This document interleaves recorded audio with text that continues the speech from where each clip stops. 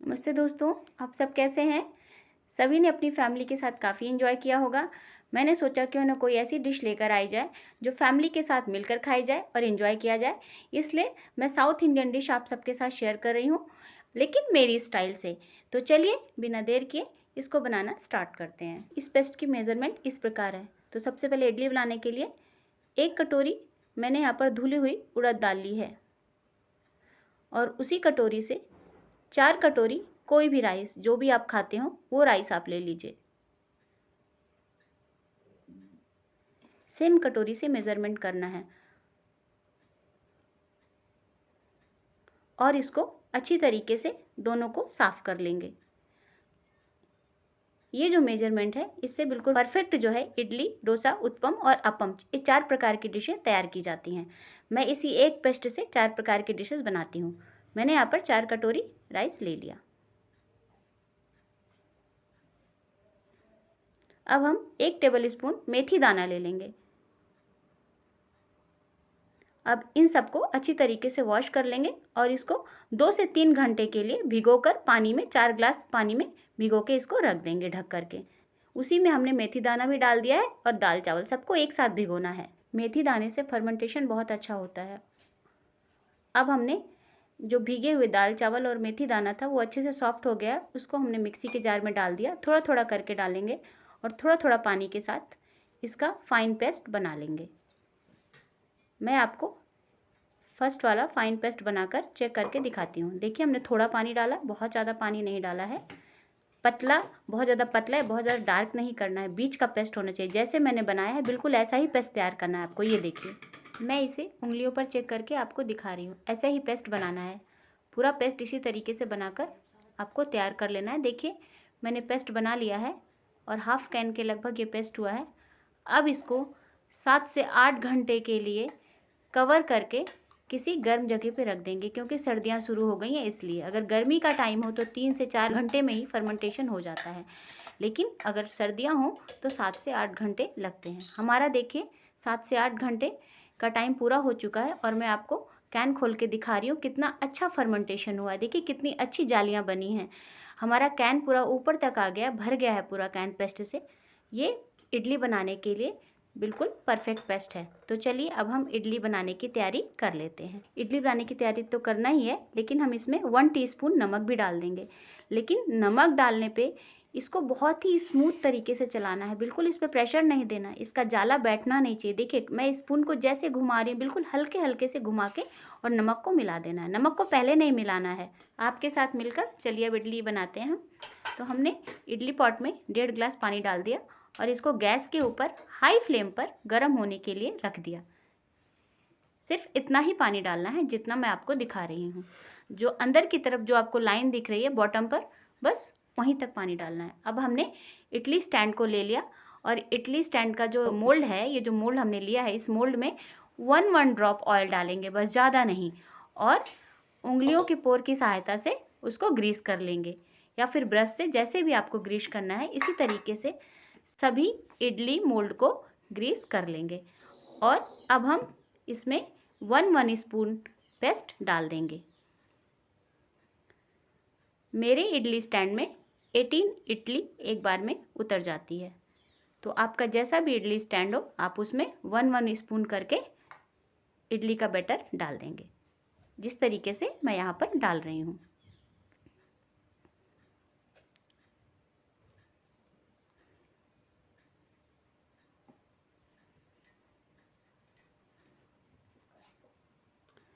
इसी तरीके से हम दूसरे मोल्ड में भी 1 ड्रॉप ऑयल डाल करके उसको उंगलियों की सहायता से ग्रीस करके और पेस्ट को डाल देंगे।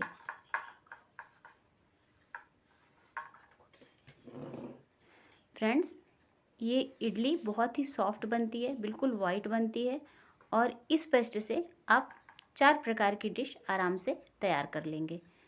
तो बस आपको मेज़रमेंट बिल्कुल इसी हिसाब से करना है जैसा कि मैंने बताया है। और मेथी दाना से बिल्कुल भी आपके पेट में गैस नहीं बनेगा, क्योंकि उड़द दाल बहुत लोगों को नुकसान भी करती है। तो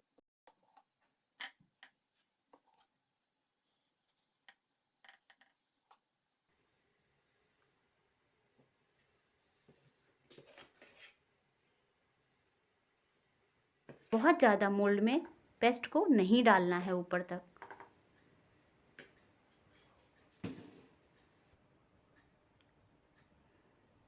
बस जैसे मैं डाल रही हूँ इतनी ही क्वांटिटी में मोल्ड में पेस्ट को डालना है। हमने पेस्ट को डाल दिया, हमारे तीनों मोल्ड फुल हो चुके हैं। अब मैं यहाँ पर मोल्ड को टैप कर लूँगी। जिस तरीके से मैं टैप कर रही हूँ ऐसे ही टैप करना है। टैप करने से सब तरफ पेस्ट बराबर फैल जाता है। अब हमारा पानी देखिए खौल रहा है।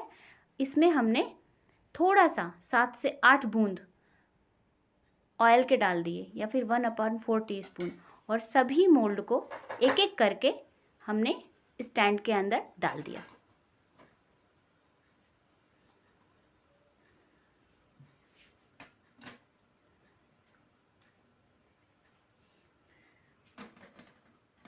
मोल्ड को सेट करके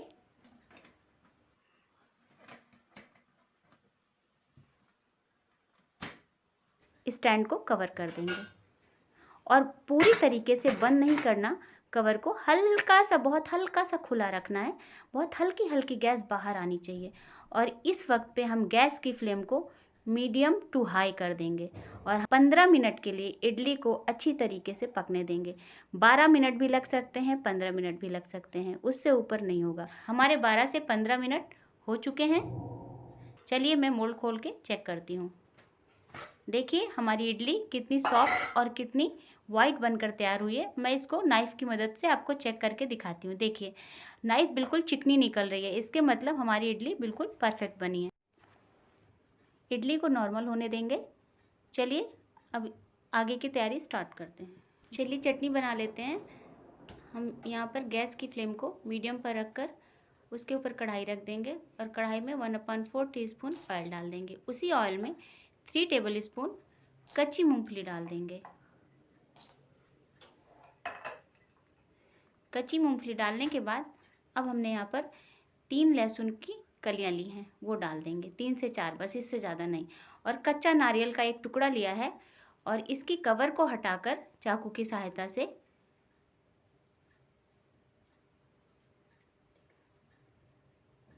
देखिए जैसे मैं इसके कवर को हटा रही हूँ, बिल्कुल इसी तरीके से इसके कवर को नाइफ़ की सहायता से हटा देना है।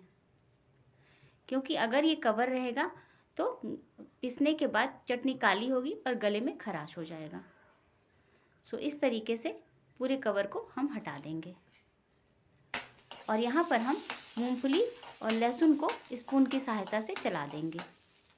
हमारी मूंगफली धीमी धीमी आंच में भून रही है और हमने कवर को हटा दिया है नारियल के। अब इसके पीस पीस करके नाइफ़ की सहायता से इसके पीस पीस कर लेंगे, पतले पतले पीसेस कर लेंगे और कढ़ाई में डाल देंगे, जैसे मैं यहाँ पर करके डाल रही हूँ इसी तरीके से।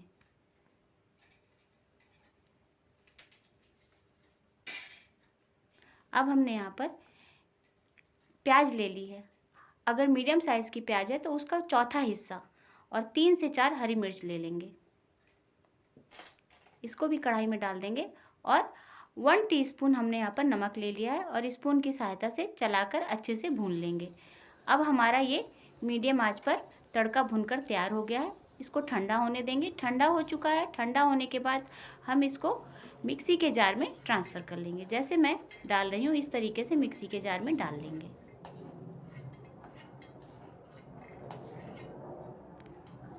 देखिए जिस तरीके से मैंने इसमें डाल दिया। अब इसी में हम आधे ग्लास से कम या फिर 1 कप पानी डाल देंगे, जैसा कि मैंने डाला है।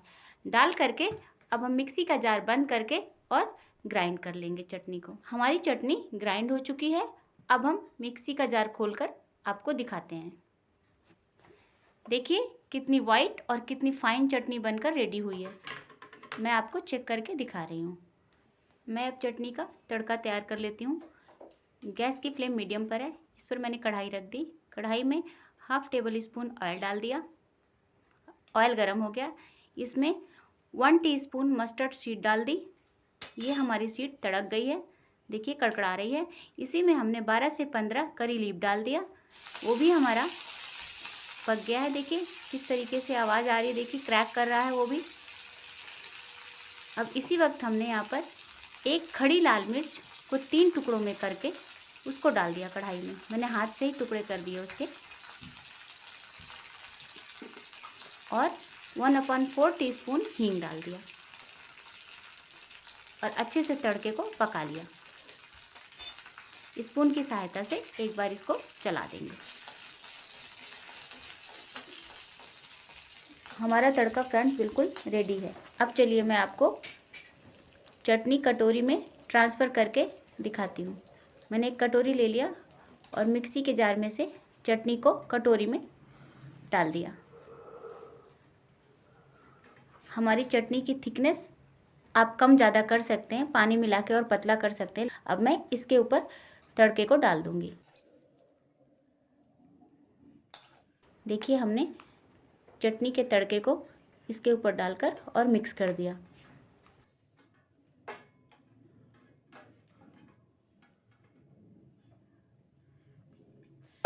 और थोड़ा सा तड़का कढ़ाई में बचा हुआ था, उसको भी हमने चटनी के ऊपर डाल दिया, ऊपर से गार्निशिंग के लिए। देखिए इडली के साथ खाने के लिए कितनी परफेक्ट चटनी, कितने परफेक्ट टेक्सचर के साथ बनकर तैयार हुई है। अब चलिए हम सांभर बनाने की तैयारी कर लेते हैं। सांभर बनाने के लिए हमने एक स्मॉल कटोरी से अरहर की दाल ले लिया, उसको कुकर में डालकर वॉश कर लिया और उसी में 1 से 1.5 गिलास पानी डाल दिया और 2 टमाटर कटे हुए डाल दिए। मीडियम साइज़ का है तो 2 से 3 ले लीजिए, बड़े बड़े हैं तो सिर्फ 2 लीजिए। और टमाटर के 4 से 5 पीसेस करके या फिर 6 पीसेस करके पतले पतले आप डाल दीजिए, जो भी बर्तन है जिसमें भी आप पका रहे हैं। मैंने यहाँ पर कुकर में डाल दिया। अब उसी में हमने 4 मीडियम साइज़ के कटे हुए प्याज लिए हैं। उसके जो स्लाइस हैं वो पतले पतले नहीं, मोटे मोटे स्लाइस करने हैं। अगर एक मीडियम साइज़ का प्याज है तो उसके सिर्फ 4 से 5 टुकड़े करने हैं। और अगर छोटी वाली प्याज है, बिल्कुल स्मॉल साइज़ की आती है, तो आप उसको ऐसे ही छील के और ऐसे ही खड़े खड़े डाल दीजिए, उसके पीसेस करने की ज़रूरत नहीं है। मेरी प्याज मीडियम साइज़ की थी इसलिए मैंने उसके पीसेस कर दिए, लेकिन पीसेस मोटे मोटे हैं। इसमें मैं सब्जियां नहीं डाल रही हूँ। ये सांभर स्पेशली इडली के साथ खाया जाता है। अब इस वक्त मैं यहाँ पर 1 टीस्पून के लगभग हींग डाल दूंगी।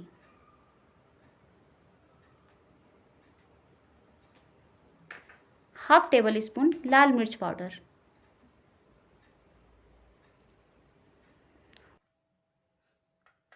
1 टीस्पून हल्दी पाउडर, 1 टीस्पून नमक डाल देंगे। यहाँ पर मैंने थोड़ा धनिया पाउडर ज़्यादा डाला है, 1 टेबल स्पून धनिया पाउडर डाल देंगे। अगर आपके पास सांभर मसाला हो तो 1 टेबल स्पून आप सांभर मसाला भी डाल सकते हैं, नहीं है तो कोई बात नहीं, मैंने नहीं डाला है। इमली का पानी 1 बोल डालकर 10 से 12 लहसुन की कलियां डाल देंगे। इसी में हाफ टेबल स्पून मेथी दाना डाल देंगे। फिर कुकर को कवर कर देंगे। कवर करके गैस पर हाई फ्लेम पर थोड़ी देर, फिर हाई टू मीडियम फ्लेम पर 3 से 4 सीटी होने तक पका लेंगे। हमारा सांभर पक चुका है और इसकी सीटी भी निकल चुकी है। देखिए मैं कवर हटाकर आपको दिखा रही हूँ कितना परफेक्ट हमारा सांभर बनकर तैयार हुआ है।